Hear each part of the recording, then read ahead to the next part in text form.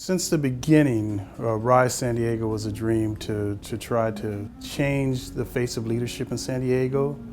And we started it there, and since then, it's amazing because it has already happened. I mean, we're watching it where we have leadership at the city council level, at the community level, in all facets of the urban community. We're seeing this type of leadership happening. So we started one place, and now in the future, we're looking forward to seeing more opportunities when it comes to leadership, but also looking for opportunities in regards to creating policy, indicating where these issues might be, and working with residents to help change the face, not only the face, but also the future of San Diego.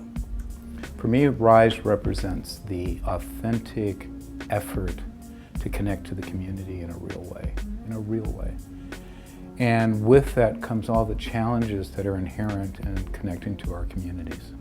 For me in particular, it means engaging and understanding the nature of trauma, the systemic racism that impacts people, and the lived quality of that experience. And it does so in such a way that there's a lot of pain and a lot of suffering that has to be touched, but touched in a way that it opens as opposed to touched in a way that does more harm. And so RISE is, I think, at this wonderful moment of trying to figure out how to engage that aspect of what it's about. As a leadership consultant and coach, what I bring to RISE San Diego is not only what I do, it's also who I am as a person.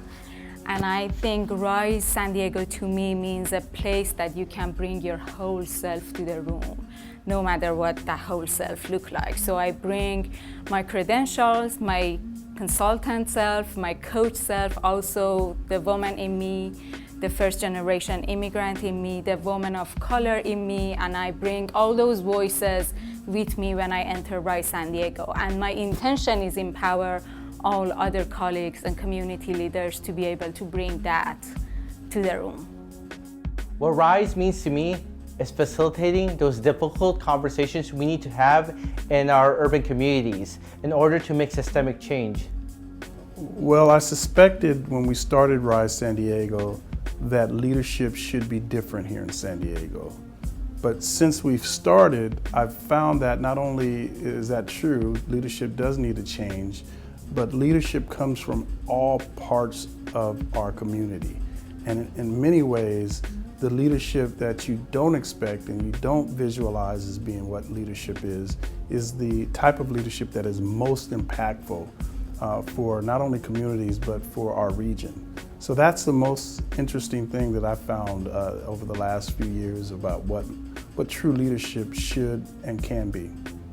So as one of the faculty, what I think is important to bring to RISE San Diego is our focus on adaptive leadership. But most importantly, what I want to add onto that is compassionate leadership. Because I strongly believe that in most organizations and in most places, leaders are lacking compassion.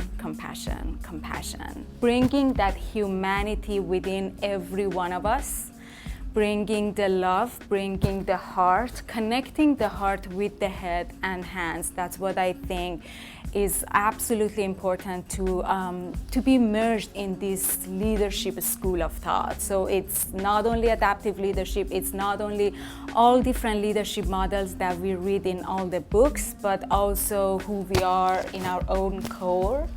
What is the true authentic identity that we bring and how we can connect that really heart to heart with each other.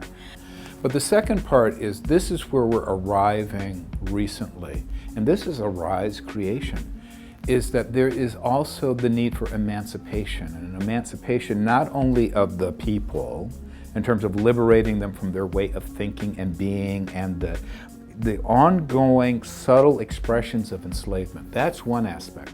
But also the emancipatory aspect of moving an entire community to a different level of thought, being, and behaviors, so that the voices of us come forward And so what has changed is that adaptive leadership says there's no easy solution, but emancipatory leadership says let's find the voice of those who are closest to the pain, who can begin to speak forward in that, and speak forward in a way that it represents them, and that they then are the ones who are empowered to take it forward.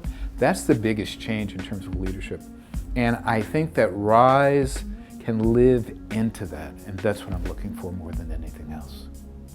Since being part of RISE, my views of leadership have changed. Now I look at it holistically and taking the factors of the individual and what's going on in their lives, especially what has happened to them, and taking into account that it does impact their leadership, and it does show up in understanding where does past traumas and struggles show up in presently in people's lives, especially my own, and again being aware and make those proper corrections so I could be and also encourage others to be the leader that they need to be for our community. And then the third part of it, then how do you create a network so that when you see another RISE fellow, there's a shared experience that you have, and with that shared experience you have a shared language, and with that shared language then you have a capacity to communicate, and with that communication then you can bridge policy, and you can begin to bridge action, and you can bridge activism all together to really bring about something that isn't just change for the moment or through a program, but it's a sustainable action over a period of time. So moving forward, RISE is going to be a part of a lot of different things that are happening in San Diego. It'll be a part of our, obviously, leadership opportunities and supporting leaders, but it'll also focus on policy development and focusing on supporting individuals who are starting their businesses and their nonprofits, and trying to help collaborate with a number of different agencies to help move San Diego forward.